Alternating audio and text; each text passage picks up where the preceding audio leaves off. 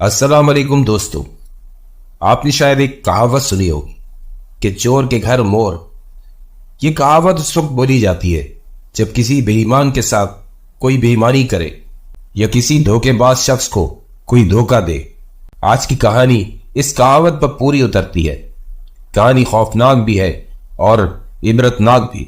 2010 social media زور پکڑ چکا تھا، سب اسی دوڑ میں لگے ہوئے تھے۔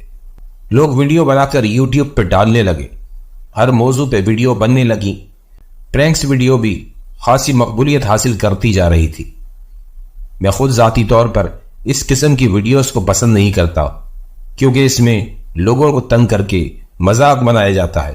آپ اپنی تفریح یا فیم کے لیے دوسروں کے لیے اذیت کا باعث بنتے، اور یہ کوئی اچھی بات نہیں ہے۔ یہ میری ذاتی رائے ہے۔ ہمیں یہ کہانی کراچی کے ایک یوٹیوبر نے بھیجی ہے جو آج اپنا یوٹیوب چینل کامیابی سے چلا رہے ہیں۔ وہ اپنا نام ظاہر نہیں کرنا چاہتے، ہم فرضی نام سے ان کی کہانی آپ کی خدمت پہ پیش کر رہے ہیں۔ کہانی بہت انٹرسٹنگ ہے، آخر تک سنیے گا۔ میرا نام خاور ہے۔ انٹر کے امتحانات کے بعد دوستوں کے ساتھ مل کر روز نئے پروگرام بننے لگے کہ فراغت کے دن کس طرح گزارے جائے۔ ایک دن میرے ذہن میں خیال آیا کیوں نہ یوٹیوب پہ چینل بنایا جائے اور سوشل ایکٹیویٹیز کی جائے۔ یہ آئیڈیا سب کو بہت اچھا لگا، سب لگے مشورہ دینے۔ آخرکار یہ طے پایا ہم لوگوں کے ساتھ پرینک کریں گے اور اس کی ویڈیو ریکارڈ کریں گے۔ چونکہ آئیڈیا میرا تھا تو نام بھی میں نے ہی رکھا، کے پرینکس۔ اور پھر میں، جاوید، حیدر، علی، ہم 4 لوگوں کی ٹیم بن گئی۔ ہم نے ویڈیو شوٹ کی۔ پہلے تو ہم نے لوکل مارکیٹ میں پرینکس کیے۔ ہماری شروع کی ویڈیو کچھ خاص کامیاب نہیں ہوئی، لیکن میں اور جاوید زیادہ کانفیڈنٹ تھے۔ حیدر نے باقاعدہ اسکرپٹ لکھا، میں نے اور علی نے پرفارم کیا۔ حیدر نے یہ پرینک پارک میں بیٹھے لوگوں کو ڈراؤنے گیٹ اپ کے ساتھ ڈرانے کا لکھا۔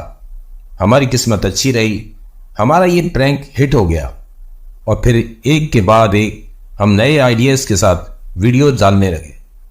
اب ہمارے چینل کو لوگ جاننے لگے۔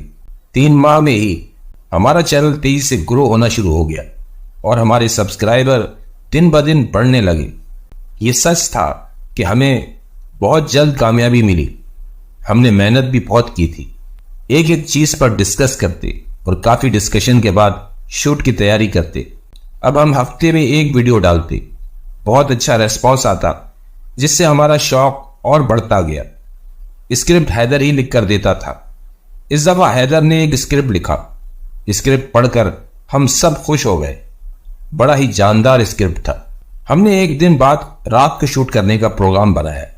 تیاریاں شروع کر دی گئیں۔ میں اور جاوید ویڈیوز میں ایڈ کرتے تھے، علی شوٹ کرتا تھا۔ ایک ویڈیو 3 سے 4 دن لے لیتی تھی، پھر اس کی ایڈیٹنگ کر کر حیدر اپلوڈ کرتا تھا۔ کہانی کچھ یوں تھی، میں ٹیکسی ڈرائیور تھا اور پیچھے عورت کے گیٹ اپ میں جاوید وائٹ ڈریس میں بیٹھا ہوگا۔ ہم سنگل سواری اٹھائیں گے، سواری جو بھی ہوگی وہ آگے بیٹھے گی، اور سفر شروع ہونے کے بعد جاوید جو بھی سواری ہوگی اس سے مخاطب ہوگا، لیکن میں یہ ظاہر کروں گا کہ گاڑی میں جاوید تو ہے ہی نہیں۔ ساری ویڈیو ڈیپینڈ کرتی تھی ہماری سواری کے ایکسپریشن پر۔ یہ کام تھوڑا مشکل تھا۔ پہلے تو ہمیں ایک ایسی ٹیکسی چاہیے تھی جس کے شیشوں پر بلیک پیپر چڑھا ہو، تاکہ بیٹھتے ہوئے پیسنجر کی نظر جاوید پہ نہ پڑے۔ کافی تلاش کے بعد ایک پٹھان بھائی کے پاس ہمیں وہ مطلوبہ ٹیکسی مل گئی۔ ہم نے وہ پیلی ٹیکسی کرائے پر لے لی۔ آج ریکارڈنگ کا دن تھا۔ گاڑی کی ڈیش بورڈ پر پراپر کیمرہ اور مائک فٹ کر دیے گئے۔ ہم رات 10 بجے اپنے مشن پر نکلے۔ گاڑی میں چلا رہا تھا اور جاوید لڑکی کے گیٹ اپ میں پیچھے بیٹھ گیا۔ دوسری گاڑی میں حیدر اور علی ہمیں فالو کر رہے تھے۔ اگر کوئی مسئلہ ہو تو وہ لوگ سنبھال لیں۔ پہلی سواری مجھے 10 منٹ میں مل گئی۔ وہ ایک درمیانی عمر کا آدمی تھا۔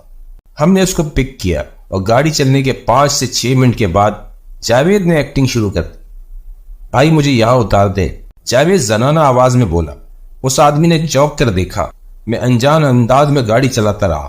پھر جاوید نے اپنی بات 2 سے 3 بار دہرائی تو اس شخص نے مجھے مخاطب کر کے بولا، بھائی یہ خاتون جہاں کہہ رہی ہیں اتار دیں۔ کون کہہ رہی ہیں؟ میں نے انجان بنتے ہوئے کہا۔ کون کہہ رہی ہیں؟ ارے یہ جو پیچھے بیٹھی ہے۔ وہ آدمی مجھے پیچھے کی طرف اشارہ کر کے بولنے لگا، بھائی یہاں کوئی نہیں ہے۔ میرے یہ کہتے ہی اس آدمی کا رنگ فاق ہو گیا۔ ایسا کریں آپ مجھے یہیں اتار دیں۔ وہ بہت گھبراہٹ میں بولا۔ وہ آدمی بہت بری طرح ڈر گیا تھا۔ جاوید کی ایکٹنگ لاجواب تھی۔ اب اس نے اس آدمی کو مخاطب کر کے کہنا شروع کر دیا، بھائی مجھے یہاں اتار دے۔ اس آدمی کی خوف سے حالت ہی خراب ہو گئی۔ ہم یہی چاہتے تھے۔ ہماری ریکارڈنگ کمال رہی۔ بعد میں ان صاحب کو حقیقت بتائی تو وہ بہت ناراض ہوئے۔ ہم نے ان سے بہت معذرت کی اور ان کو پرفیوم گفٹ کیا۔ یہ گفٹس ہم اپنے ٹارگٹ کیے ہوئے لوگوں کو ازالے کے طور پر دیتے تھے۔ بہرحال ہم ان کو ڈرانے کا سبب جو بنتے تھے۔ آج کی ریکارڈنگ اس اسکرپٹ پہ کمال کی رہی۔ ہم نے اب اسی اسکرپٹ پر اگلی ویڈیو بنانی تھی۔ دوسرے دن لوکیشن چینج کر کے ریکارڈنگ کی گئی۔ آج کا شوٹ بھی شاندار رہا۔ ہم کو اس سب میں بہت مزہ آنے لگا اور اب ہم اگلی شوٹ کے لیے بہت ایکسائٹڈ تھے۔ آج شوٹنگ کا تیسرا دن تھا۔ آج کی لوکیشن مختلف تھی۔ اس روڈ پر کچھ آفیسز بنے ہوئے تھے۔ دن میں تو یہاں پھر بھی رونق ہوتی، لیکن رات کے ٹائم سنسان ہوتا تھا۔ آج خاصی دیر بھی ہو گئی تھی۔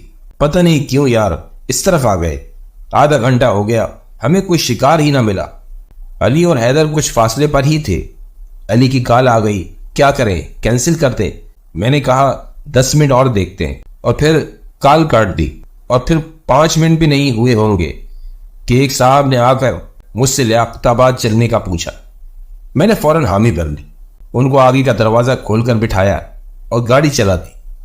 علی بھی مناسب فاصلے کے ساتھ ہمارے پیچھے ہو لیا۔ وہ شخص گاڑی میں آ کر بیٹھا۔ اس کے بیٹھتے ہی گاڑی وہ عجیب سی بو پھیل گئی۔ ہمیں جب ہی ہوشیار ہو جانا چاہیے تھا۔ مجھے لگا گاڑی کا دروازہ کھولنے کی وجہ سے باہر سے بو آئی ہے، حالانکہ اے سی آن تھا، ونڈوز بند تھی۔ ایئر فریشنر اسپرے کر میں نے گاڑی چلا دی۔ میرا فون بجنے لگا۔ یہ علی کیوں کال کر رہا ہے؟ اب میں کال نہیں لے سکتا تھا کیونکہ جاوید نے ایکٹنگ شروع کر دی تھی۔ میں نے فون سائلنٹ کر دیا۔ جاوید کا فون تو ویسے ہی سائلنٹ ہوتا تھا۔ جاوید بولنا شروع ہو گیا تھا، وہی جملہ، سنیے بھائی صاحب مجھے یہاں اتار دے۔ اس کی بات پر ان صاحب نے کوئی توجہ ہی نہیں کی۔ جاوید نے جب دوبارہ بات دہرائی تو بھی وہ صاحب سپاٹ چہرے کے ساتھ بیٹھے رہے۔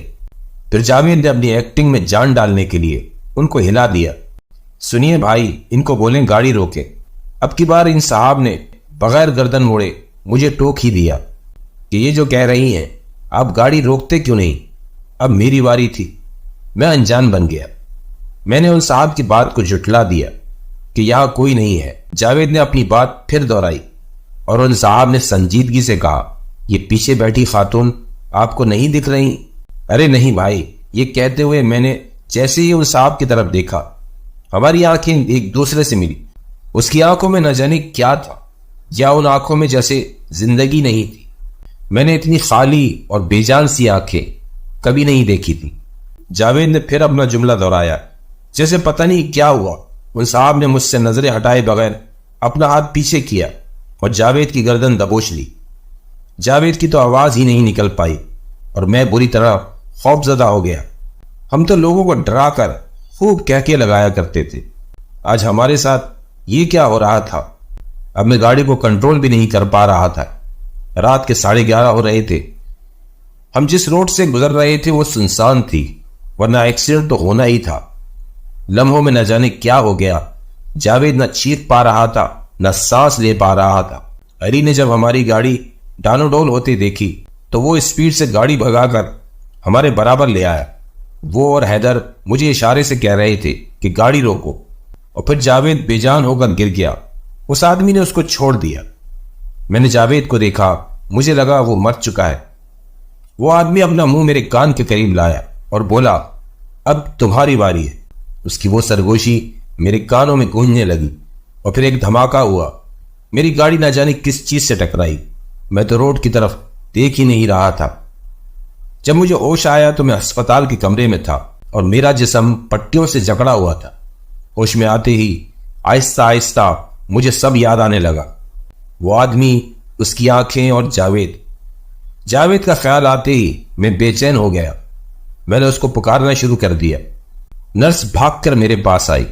سر آپ پلیز موو نہ کریں، آپ جس کو بولتے ہیں میں بلا دیتی ہوں، آپ پریشان نہ ہو۔ وہ جلدی سے باہر گئی۔ میرے امی ابو فوراً بھاگتے ہوئے آئے۔ ابو جاوید کہاں ہے؟